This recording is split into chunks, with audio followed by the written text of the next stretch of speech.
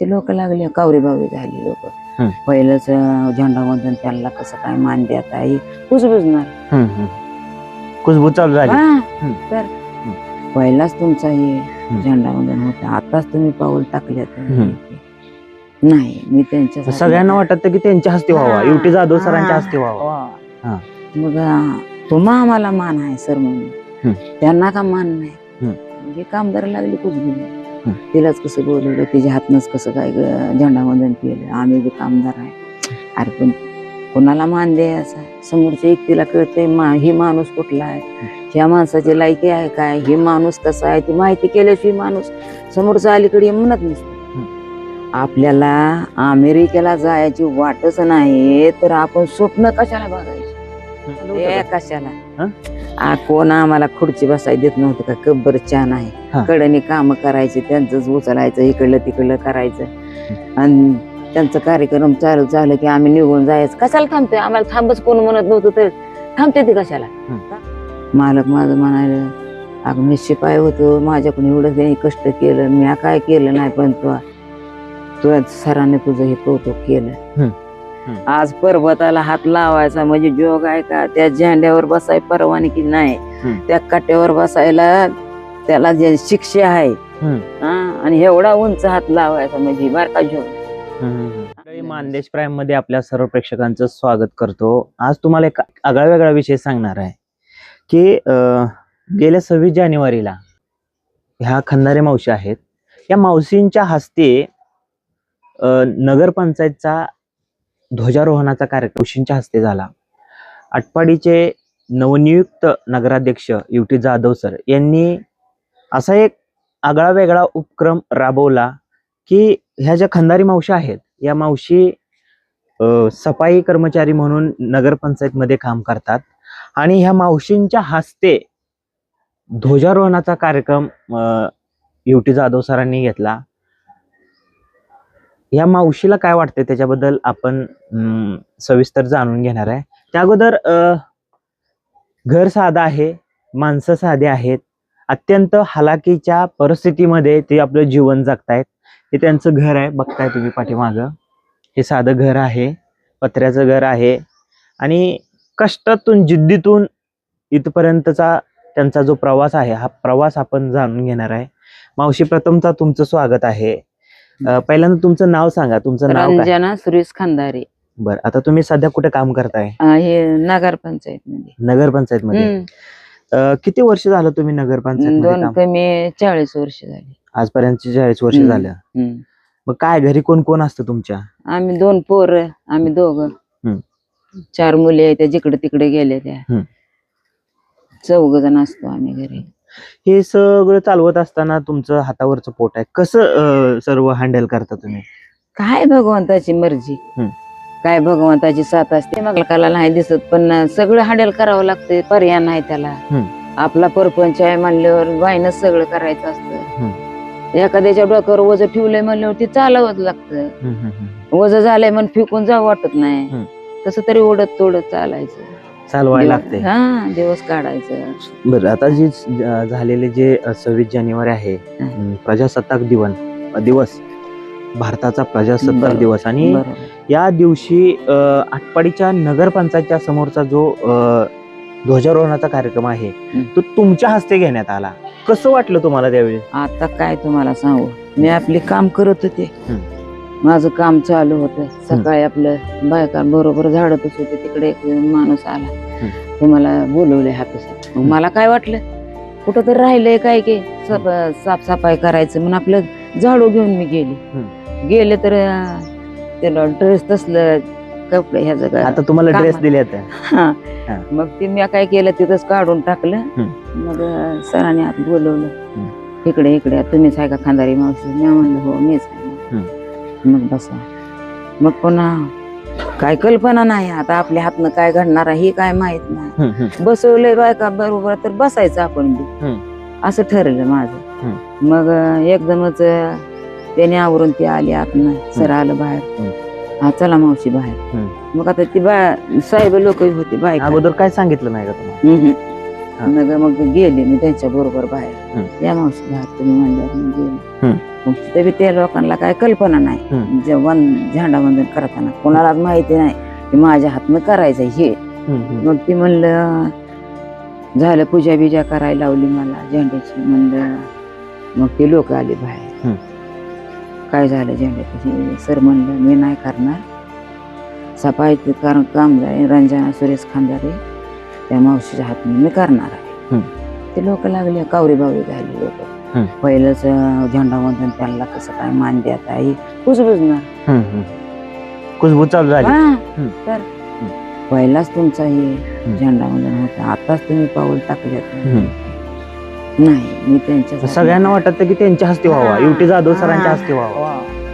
मग तुम्हा आम्हाला मान आहे सर म्हणून, त्यांना का मान नाही? ते आज त्यांनी काम करतोय म्हणून आपण फिरतोय, आपण हे करतोय. आज त्यांनी साफसफाई केली तर आपण तिथं जाऊ शकतोय. मग त्यांना का मान नको? त्यांना पण मान मिळायलाच पाहिजे. मग मला म्हणलं तुम्हाला माईकवर बोला येतं का? मी म्हणलं सर जेवढे काय आपला हे नाही म्हणलं, कधी 4 माणसात आपण वावरलोच नाही, कामच करत हिंडायचं आपल्याला तसलं काय येत नाही म्हणलं सर. मग तेच बोललं गाडगे महाराजांना असं सांगितलं तसं सांगितलं. मग झालं काय केला झेंडावंदन. तुम्हाला सांगते आपल्याला अमेरिकेला जायची वाटच नाही तर आपण स्वप्न कशाला बघायची? माझ्या डोळ्यातून त्या दिवशी पाणी की मी कुठनं यांना कसं सुचलं असेल मला बोलवून घेतलं. मग हे कामदार लागले खूप बोलून, तिलाच कसं बोलवलं, तिच्या हातनच कसं काय झेंडावंदन केलं, आम्ही बी कामदार आहे.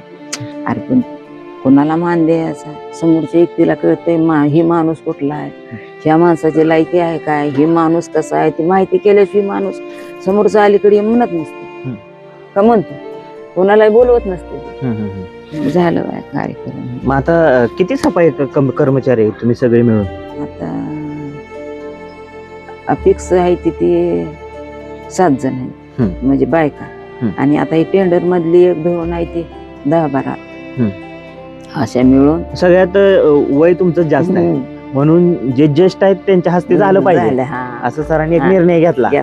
बर याच्या अगोदर कधी असं झालं होतं? कशाला कोण आम्हाला खुर्ची बसाय देत नव्हतं का? कब्बर छान आहे, कडनी काम करायचे, त्यांचं उचलायचं, इकडलं तिकडलं करायचं, आणि त्यांचं कार्यक्रम चालू झालं की आम्ही निघून जायचं. कशाला थांबतोय? आम्हाला थांबच कोण म्हणत नव्हतं तर थांबते ती कशाला? काम करायचे निघून जायचं. ती काय करते ती काय नाही आपण कशाला बघतोय?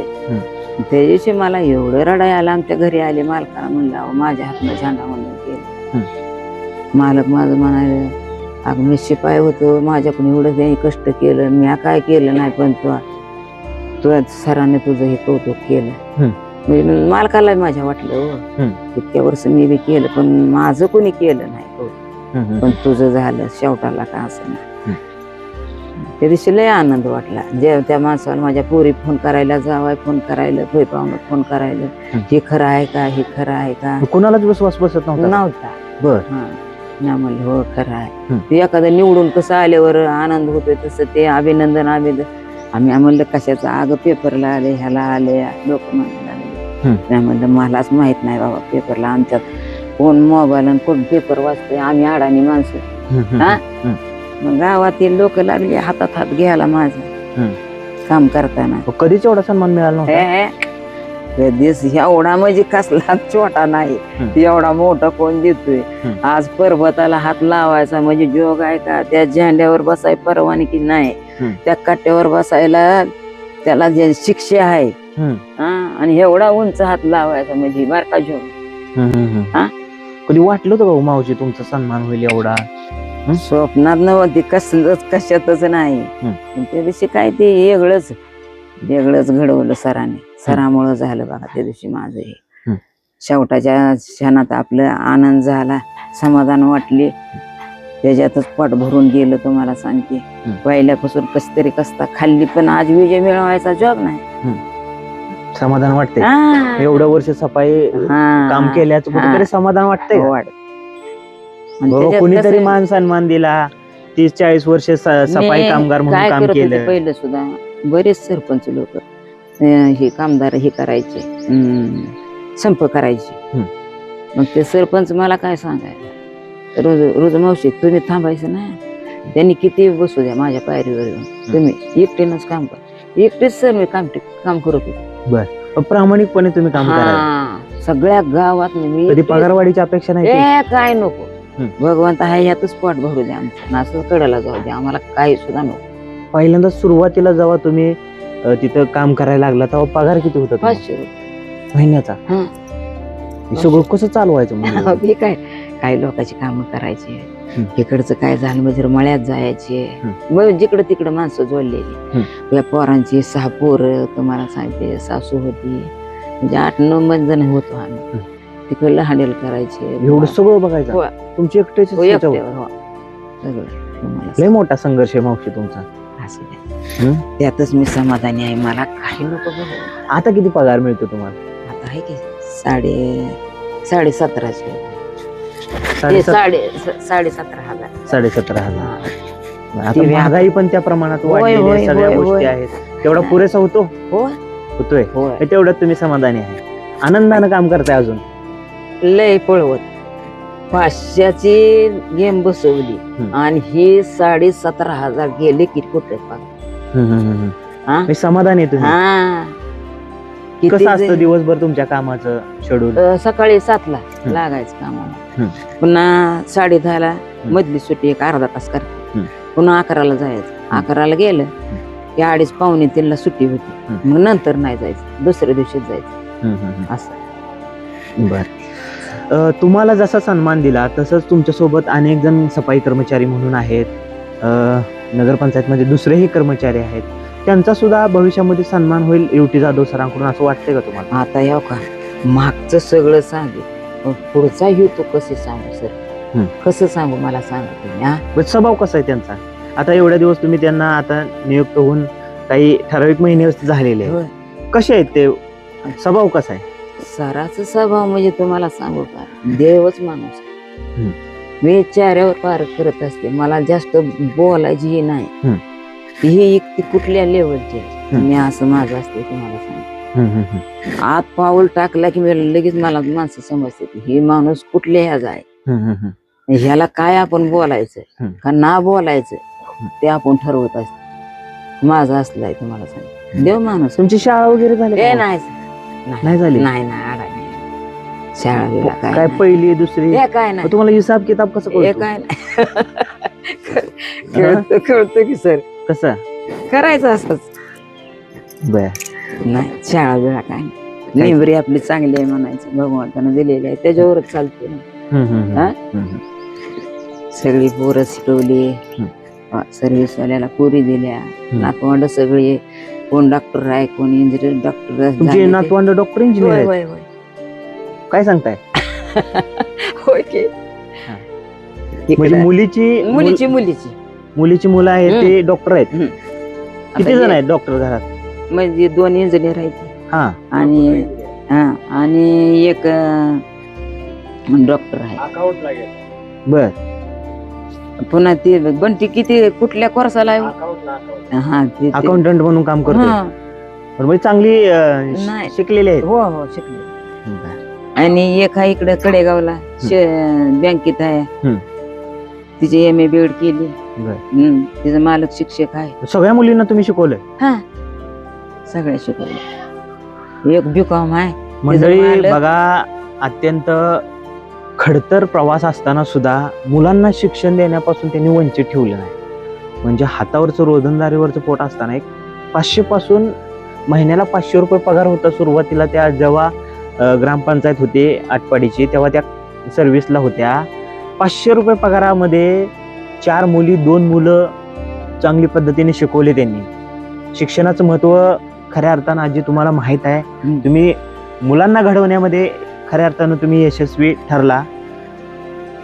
तर मंडळी, ह्या खंदारे मावशी होत्या. या मावशीच्या हस्ते या 26 जानेवारीचं प्रजासत्ताक दिनाचा ध्वजारोहण आटपाडीचे नगराध्यक्ष युटी जाधव सर यांनी एक आगळा वेगळा एक आदर्श घालून दिलेला आहे. आणि सफाई कर्मचाऱ्याच्या हस्ते एवढा मोठा मान यांना देण्याचं काम युटी जाधव सरांनी केलं. त्या मावशीच्या आपण गप्पा मारल्या, त्यांचा जो जीवन प्रवास आहे हा समजून घेतला. तर मंडळी, मुलाखत कशी वाटली कमेंटमध्ये नक्की कळवा. मावशीला काही जर तुम्हाला आणखी सूचना द्यायच्या असतील तर तुम्ही कमेंटमध्ये नक्की सांगा. तोपर्यंत पाहत राहा मानदेश प्राईम. धन्यवाद. आवाज माणदेशाचा, माणदेशातील प्रत्येकाचा. माणदेश प्राईम सबस्क्राईब करा आणि अपडेट रहा. नवीन व्हिडिओच्या नोटिफिकेशनसाठी बेल आयकॉनचं बटन दाबा. धन्यवाद.